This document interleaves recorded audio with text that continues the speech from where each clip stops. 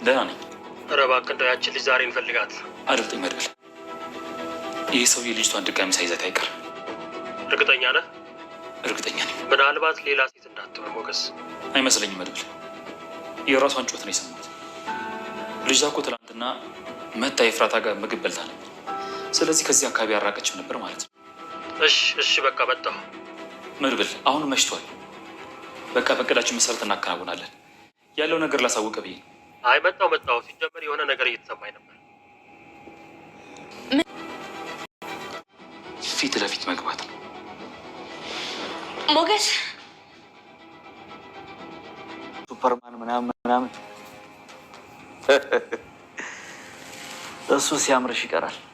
ምክንያቱም እኔ አሁን ሊገልሽ ነው። ከገደልክኝ እኮ በጣም ብዙ አመት ሆነ። አሁንም የማልገልሽ ለምን እንደሆነ ታውቂያለሽ? ከዚህ ቤት ማን እንዳስወጣሽ ማወቅ ስለምፈልግ ብቻ ነው። እራሴ ነኝ የወጣሁት። ቆይ እኔ አንተን የምፈራ መስሎህ ነው እንዴ? በጭራሽ አልፈራም። በየቀኑ አንተን ማየት ለእኔ ሞቴ ነው። ስለዚህ ግደለኝ፣ በቃ ግደለኝ። እገልሻለሁ፣ ግን ሞትሽን እንደዚሁ ቶሎ ብዬ አልሰጥሽም። አንድ በአንድ አሰቃይቼ እገልሻለሁ።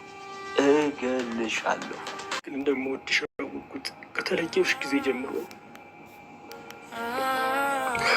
ሌላ ሴት ለመቅረብ ብሞክርም አልሆነም። አልደብቅሽም፣ ብዙ ሞከርኩ ካስረሱም ብዬ፣ ግን አልሆነም። አልቻልኩም። ሰገን አንቺን መርሳት፣ አንቺን መቀየር አልቻልኩም። ያገኘኋት ሴት ሁሉ ልክ እንዳንቺ የመጀመሪያ እንድትለኝ ነው የምፈልገው። ልክ እንዳንቺ እዚህ ላይ ሳመኝ እንድትለኝ ነው የምፈልገው። ልክ እንዳንቺ ፍንድቅድቅ ብላ እንድትስቅልኝ፣ እንዳንቺ እንድታወራኝ ነው የምፈልገው። መድብል ወይኔ መድብል ዛሬ እንዴት እንዳሳዘነ የቤተሰብ በስማም እንዴት አድርጌ ልንገራችሁ። የህይወት መንገዷ ግን በጣም ከባድ ናት። ህይወት በቃ ለካ እንደዚህ ናት። ታውቃላችሁ፣ አስባችሁታል ጋይ? ሰገንና መድብል የተለያዩበትን አጋጣሚ በጣም የሚገርም ነበረ። መጀመሪያም ሲገናኙ ታውቃላችሁ፣ በድንገት ነው የተገናኙት። አጋጣሚ እሷ መታረበሸችው ምናምን፣ ከዛ በኋላ ህይወት በዛ መልኩ ነው የቀጠለችው እና በጣም በሚያሳዝን ሁኔታ ደግሞ የተለያዩበት መንገድ እንግዲህ ሻይ ቡና ሊሉ ሊዝናኑ በቃ አለሁልሽ፣ በቃ ክንዴ ጠባቃ ነው፣ ትከሻዬ ሰፊ ነው፣ ተደገፊኝ፣ አብሽሪኒ ላይ ያለሁልሽ፣ ምን ሆነሽ፣ ምን ቸግሮሽ፣ ምን ጠልቶሽ ብሎ እንግዲህ የሚወዳት ፍቅረኛውን በምን አይነት መልኩ ከኋላችን እግዚአብሔር ከእንደዚህ አይነት ነገር ይሰውረን። በምትወዷቸው ሰዎች በምንወዳቸው ሰዎች ዙሪያ በቃ እናንተን ለማለየት ህይወታችሁን ለማበላሸት በቃ ብዙ ነገራችሁን በቃ ለማድረግ ስንት ሰው የሚጥራለ ከሰይጣን ተግባራችን። አሁን ላይ እኮ በነገራችን ላይ ጋይስ በተለይ አሁን ላይ ተግባራችን ወይም ደግሞ የስራችን ክፋቱ ከሰይጣን ብሷል በነገራችን ላይ እና በጣም በሚያሳዝን ሁኔታ እኔ ከዚህ ምንድነው የተማርኩት? በቃ የሰውን ጭካኔያችን ጋይስ፣ ተንኮላችን ጥግ የምንሄድበት መንገድ እንግዲህ በፍቅር ልጅ ጠየቃት አክሊሉ። እሷ ግን የምትወደው የምታፈቅረው መድብል ስላላት በቃ አይሆንም አለችው ማለት ነው። ከአንድ ሁለት ሶስት ጠይቃት እልክ ተጋባ። እልክ እኮ ህይወት አይሆንም። አንደኛ የእሷን ህይወት አበላሽቶ፣ ሁለተኛ እሱም ደግሞ የደስተኛ ሆኖ አይደለም እየኖረ ያለው። ይሄው 10 ምናምን አመት ቤት እስረኛ አድርጓት እችን የመሰለች አበባ የሆነች ቆንጅዬ ልጅ ህይወት አበላሽቶ በቃ ምን ችግር አለ አሁን እንኳን ቢለቃት። በነገራችን ላይ አሁን የማይለቅባት ምክንያት ምንድነው ታውቃላችሁ? እሱ ሌላ አደጋ ይፈጠርበታል። ምንድነው እሱ በህግ ይጠየቃል። ነገሮች እንደዚህ እንደተጀማመሩ መቅረት አይችሉም። አንድ ከአንድ እስከ መጨረሻ እስከ ጥግ ድረስ ነው የሚሄዱት። ሶ በዛ አማካኝነት እንግዲህ አይሆንም ጭራሽ ጋይስ። ሶ እና በዛ አማካኝነት በጣም በሚያሳዝን ሁኔታ እንግዲህ አይታችሁታል የመድብልን ሁኔታ። የምር በጣም ነው ያሳዘነኝ ጋይስ።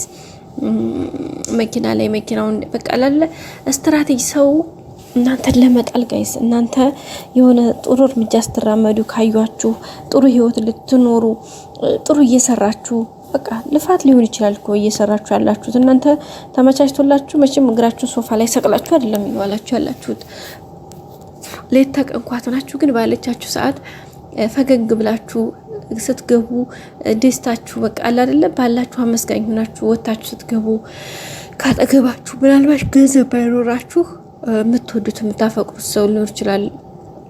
ለእናንተ የሚሳሳላችሁ የምትሳሱለት ቤተሰብ ሊሆን ይችላል እና ያን ሁኔታ እንግዲህ በአንድ በሌላ መልኩ ሲያገኝ ነው ሰው ያን ነገር ለማበላሸት ነው ነገሮችን ለማበላሸት ሰው የሚራወጠውና በጣም ነው የሚያሳዝነው። ከመድብልን ያሁን የተማርኩት በህይወታችን ምን ያክል ሰዎች ከአውሬ ይልቅ ሰዎችን መፍራት ነው። አሁን ላይ በነገራችን ላይ አውሬማ አውሬ ነው።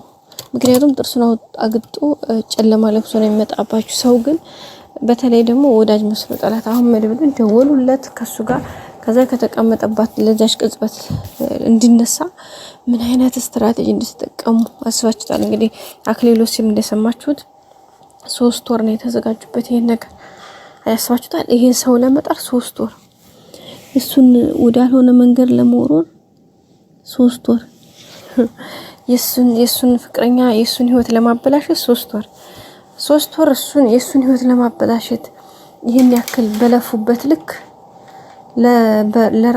ለራሱ ወይም ደግሞ የራሱን ህይወት በቃ የራሱን የሆነ ሰው ቢፈልግበት በዛ በ3 ወር ውስጥ እኮ በቃ ህይወት የምትዘራበት ነፍስ የምትዘራበትን ሴት ያገኝ ነበረ። ግን ምን ታደርጉታላችሁ? በቃ ሰይጣን ሲያድርባችሁ የሰይጣን ፈራሰኞች ስትሆኑ ሰይጣን ቁጥጥራችሁን በሰይጣን ቁጥጥር ስር ሲያደርጋችሁ እንደዚህ አይነት መንፈስ ይጋባባችኋል። በቃ እንግዲህ አይታችኋል። ለገንዘብ ብሎ እንግዲህ ይሄኛው ልጅ ለራሱ መድብልን እንደዚህ ያደረገው በቃ ራስን አሽሽ ይለዋል። ታውቃላችሁ ልጅቷ እዛ ጋር ወድቃ መጀመሪያ ልጅቷን አደጋው ሳይሆን ለዚህ ያበቃል። በቃ የሄዱበት ስትራቴጂያቸው ለካ እንደዚህም አለ ለካ እንደዚህም ይቻላል ነው የምትሉት። ከይሳይታችኋል እንግዲህ ይሄን ሁሉ ነገር ያደረገው ይሄኛው ልጅ ለራሱ እዛ ጋር ተቀምጦ ተነሱ ሄዱ መጡ እያለ ያንን መድኃኒት ከወይን ብርጭቆ የጨመረው ገንዘብ ተከፍሎት ነው። እና በቃ አሁን ላይ በነገራችን ላይ ጋይስ ገንዘብ ከከፈላችሁ ምንም አይነት ነገር እንዴ የሰው ህይወትማ ኦኬ በጣም ኖርማል ሆኗል። ማርያምን የሰው ልጅ ህይወት ያክል በቃ ስለምንም አይቆጠርም። እውነት በቃ የዶሮ ህይወትማ እንደ ቤተሰብ በጣም ትልቅ ቫልዩ ያለው። ምክንያቱም የዶሮ ዋጋ በጣም ትልቅ ነው በዛሬ ሰዓት ላይና በጣም ነው የሚያሳዝነው ጋይስ የምር ማለት ነው። እና በቃ በዚህ ልክ ገንዘቡን ተቀበለ የሱን ህይወት ተቀበለሽ ሞታለች ይኸው መቃብሯ ይሄ ነው ብሎ አመጣና ታዩ አዲስ መቃብር። አሳዝናችኋል። ምክንያቱም ልጅቷ ቀርማ እሷና እሱ ናቸው የሚተዋወቁት ቤተሰብ ምናምን ገና ስለነበረ ገና እነሱ ፍቅረኛሞች ናቸው እንጂ የሚገርመው ደግሞ ይዛለታ በቃ ዛሬ ከኔ ጋር ነው የምታድሪው አብረን ነው የምናድረው በቃ አንቺን አይንሽን እያየሁ ነው ማድረው እያላት እንግዲህ ምን አይነት በፍቅር አይኗን እንደሚያያት በቃ የመጀመሪያ ወይ የመጨረሻዬ ስላት ነበር። እንዴት እንደስትለኛል ስትለው የመጀመሪያ የመጨረሻም እኮ ያው ነው ብዬ ነው እያላት ነበርና በቃ ማርያምን አይኑ ድራማ ነው። ምን ትጃጃለሽ ማለት ትችላላችሁ፣ ግን ጋይስ ወደ ራሳችሁ ወስዳችሁ ማቹ ዝት አርጋችሁ ስታዩት በቃ ብዙ ነገሮች አሉ የእውነት ማለት ነውና በጣም እንዲያጠቃላይ በጣም የሚያሳዝን ህይወት ነው። በቃ ነገሮች በጣም ከባድ ናቸው። እያንዳንዱ ነገር የሚሆንበት መንገድ በጣም ድንቅ ነው ማርያም። ስለዚህ በቃ በዚህ ልክ የሰው ክፋት በተለይ አሁን ላይ በቃ ጀስት ይሄ ነው ያለው። አሁን በዚህ ዘመን ላይ ያሁን ድራማ ነው ጋይስ፣ ግን በእንደዚህ አይነት ህይወት አለ የምር ማለት ነው። የሰውን ህይወት ለማበላሸት ህይወቱን ለማጥፋት ወይ ደግሞ በነገራችን ላይ ለቀላል ነገር በገረተር አገራችን ኢትዮጵያ አሁን ላይ ኪሱ ስልክ ካለ ኪሱ የሆነ ታሪፍ ስልክ ነው ብለው ሰው ከገመተ ያንን ስልክ ለመንጠቅ ኦኬ ባለ ስልኩ ባለቤት ድፍት ቢል ችግር የለባቸውም። እኔ እንጃ እኔ በህይወት አንድ ነገር የሚገርመኝ ነገር እንደው ታውቃላችሁ ጋይስ የምር በጣም የሚገርመኝና የሚደንቀኝ ነገር ምንድነው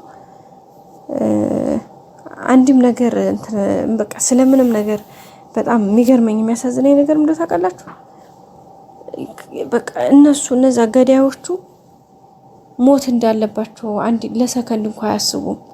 በቃ በጣም የሚገርመኝ ነገር እሱ ነው። ከዛ ውጭ ያለው ችግር የለው እና በጣም ከባድ ነው። እግዚአብሔር ከእንደዛ ይሰውረን፣ የሰው ማያስመልክተን፣ የራሳችንም ለሰው አይበልብን።